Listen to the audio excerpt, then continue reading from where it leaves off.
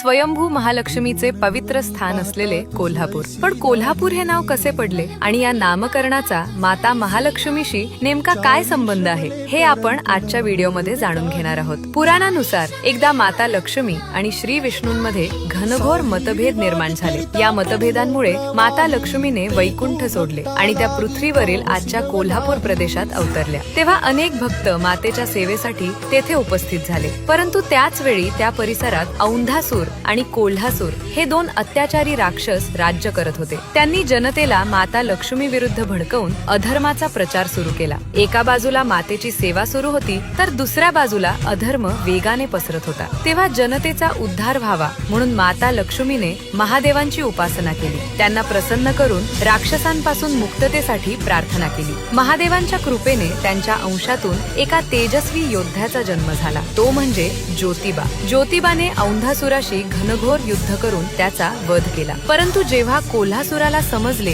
की त्याचा वध करण्यासाठीच ज्योतिबाचा जन्म झाला आहे, तेव्हा त्याने महादेवांची कठोर तपश्चर्या केली आणि वरदान मागितले की कोणताच देव किंवा पुरुष माझा वध करू शकणार नाही। वरदान मिळताच कोल्हासुराने जनतेवर अधिक छळ आणि अत्याचार सुरू केले। तेव्हा स्वयं माता लक्ष्मी युद्धासाठी कोल्हासुरासमोर प्रकट झाल्या। दोघांमध्ये दीर्घकाळ भीषण युद्ध झाले। शेवटी माता लक्ष्मीने कोल्हासुराचा पराभव केला। मृत्यूपूर्वी कोल्हासुराने माता लक्ष्मीची क्षमा मागितली आणि या परिसराला माझ्या नावाने ओळखावे अशी विनंती केली। तेव्हापासून त्या परिसराला आपण कोल्हापूर म्हणून ओळखतो।